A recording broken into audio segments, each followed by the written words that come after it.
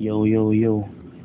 Good afternoon mga masters, and today ibabahagi ko pala yung ano, yung success setup ko last Friday.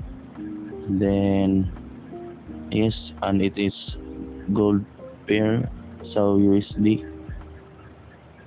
Then right now ito nakita niyo sa screen. So, ba't ako nag-sell dito? Although my strategy hindi naman nag-work and every time, but maybe na-wonder din kayo, ba't ako nag-entry dito? Ba't ako nag-entry sa yellow resistance na to? At medyo high risk siya tingnan. So, as I can see, dito sa part na to, may nabuo na bullish engulfing. Tapos, sa M30, may base siya bandang dito. Dito sa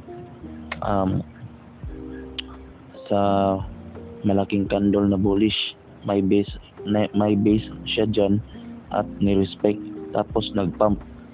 So, as you wonder guys mga masters na ba't ako naka sell dito. So as you can see, may SL naman ako, tapos medyo risky siya tingnan. So naka-entry pala ako dyan for sell because itong zone na to is also support sa dati, support siya dyan, tapos naging resistance dito, ni-respect din siya dito, bandang dito ni-respect siya, tapos nag-down. So nag-pump ulit. Pag-pump niya dito, ba't ako nag-sell dito? Kasi yung confluences ko is una, support siya na naging resistance, tapos dito resistance siya, respected twice. So yung confluences ko is bandang dito, nag-build kasi siya ng wick, hindi niya binasag na body candle. Bandang dito hindi, nag-perform lang siya ng wick at hindi niya binasag yung resistance as body. So may sell dito, nag-down, tapos nag-pump ulit. Tapos nag-entry ako dito kasi itong resistance na to for me, and based also sa psychology ko, is strong resistance siya kasi nag-perform lang siya ng weak in the outside the zone. Hindi niya binasag yung resistance using body candle, kundi weak lang. So ito, nag-sell ako ng 3 positions. So at mga kinalaunan, nag-down siya bandang 1 PM. Ito yung situation niya. May weak shell inside the zone. So supposedly pabull sana siya bandang dito. Pabull sana siya. So nag-enter din ako ng sell kasi nakita ko yung instead na bullish candle, nag-perform siya ng weak inside the zone, kundi 3 times pa itong blue na to, tapos itong pula at itong current na nag-perform din ng weak. So as I can see, umihina na yung candle with my confluences and bias here na nag-perform lang ng weak sa resistance, hindi binasag yung resistance as body candle. So as we can see, ito na, tumulo na, unti-unti na siyang tumulo from the resistance zone coming to the support. So as I can see, the expected na maging bullish candle sana nagperform ng wicks candle. Nagperform ng wicks, nagperform ng wicks. So for me, malaking malaking sign for me to na mag-drop talaga siya ng ganun na 100 pips. Kasi as we can see, confluences dito, tapos ni-respect yung zone, tapos ganun, tapos and lastly yung confluences ko, since nag-perform na siya ng wicks dito, bandang dito may base siya, at hindi lang base yung binabasihan ko, kundi sa itong significant pump, meron siyang imbalance form. So it means that mag-down talaga siya. So ayun, naka-multiple entries ako dito, nakadami ako ng entry because pasok sa bias and confluences ko. So dito mga bandang 9 AM, so bandang dito mga 9 AM nag-perform na siya ng drop. So nag-drop na siya as you can see dito, may may tawag nito, bullish engulfing sana na nagbigay na lang ng wick. Tapos dito nag-pump siya ulit dito. Tapos pag-pump niya, ni-respect again yung resistance, tapos nag-create ng wick, tapos dump again. So as we can see, dito sa support ko, potentially na mag-react siya dito, kasi may base dito. Although resistance siya dati dito, pero hindi nag-create ng hindi niya binasag tong low, kundi nag-pump. So I expect na magbabounce siya dito. So ito, running profits na siya. Tapos tinipi ko na yung iba, tapos iniwan ko tong position na to for hold.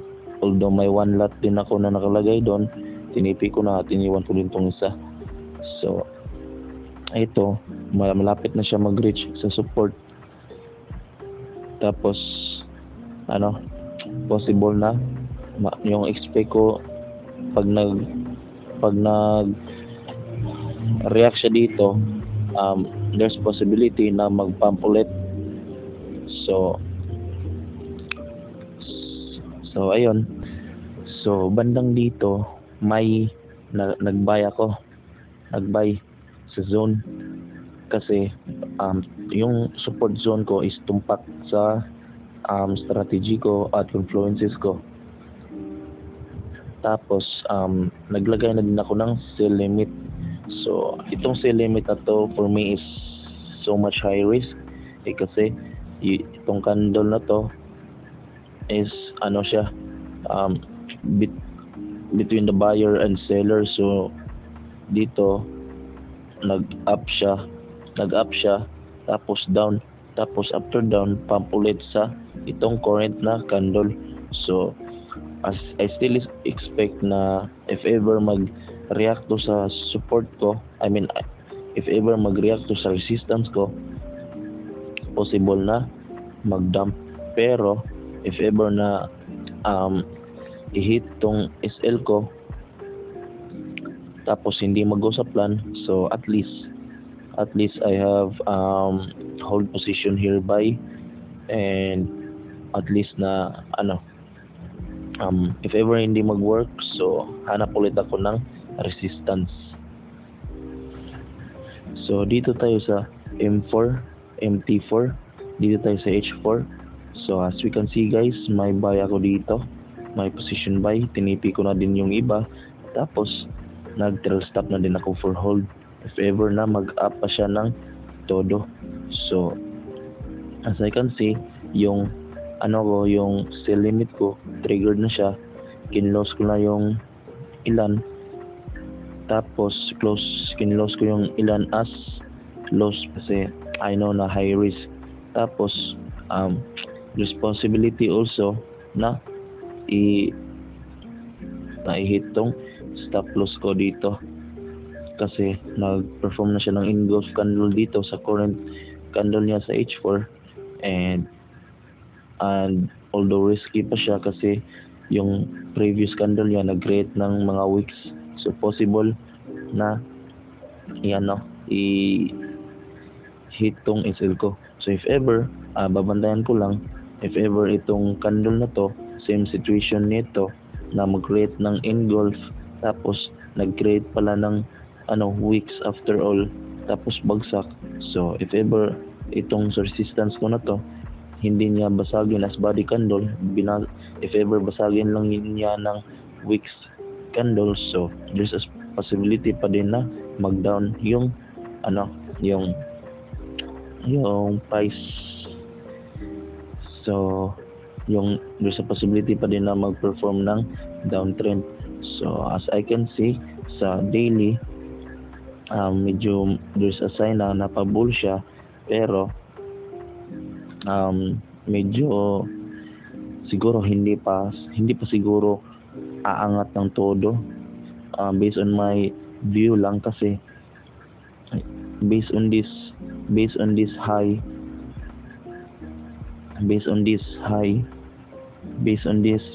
lower high rather, ito kasi yung previous low, like lower low, lower high, lower low, lower high, lower low, lower high.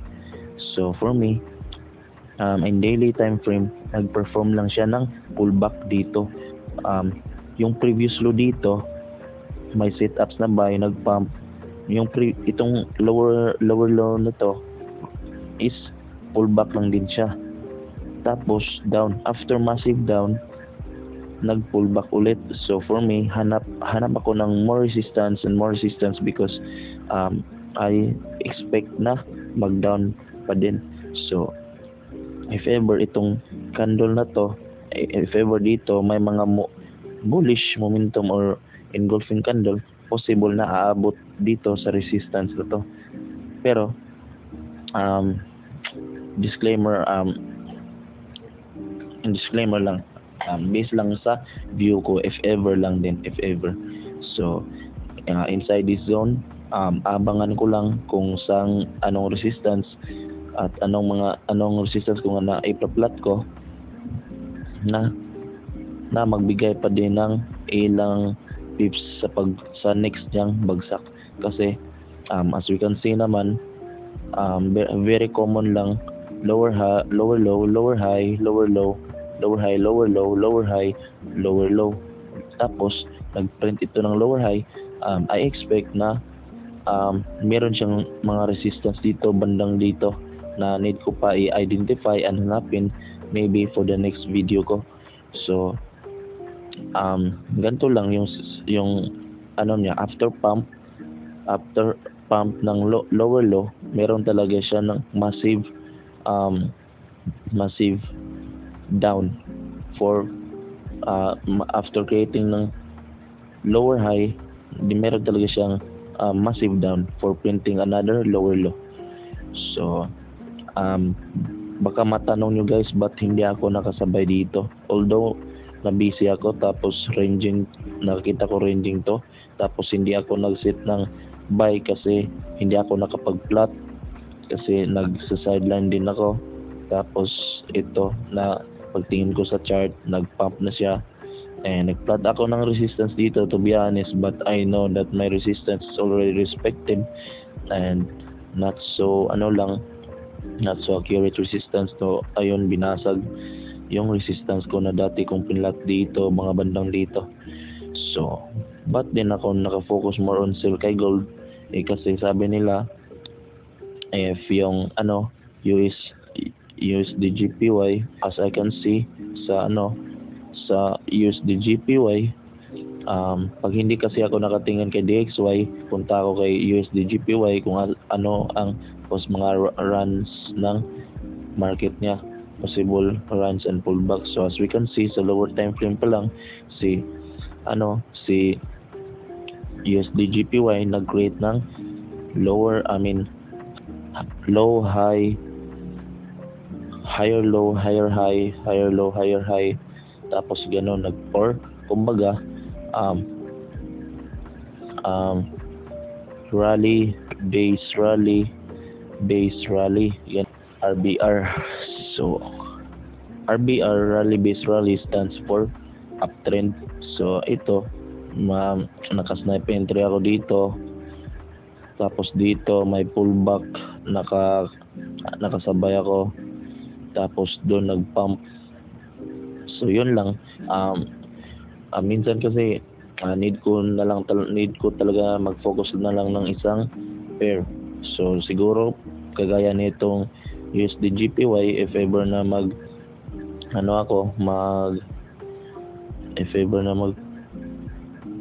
plot ako, siguro need ko mag-entry dyan at i-hold ko lang kasi more on focus ako kay gold. So yun lang guys, yun lang yung mga confluences at insight ko na i-share ko sa gold at saka na rin kay USD/JPY yung mga setup ko. So for this, I will not expect na lang if ever na mag-go ba siya sa plan or hindi, but there's a potential na i-hit yung SL ko. So that's all na lang, and thank you so much for the effort na pinanood niyo yung video ko, at umabot na din pala yung subscriber ko sa 880 plus. Yes, then thank you sa support, and I hope na maintindihan nyo yung sinabi ko guys. Thank you very much, and Ipoy here. God bless.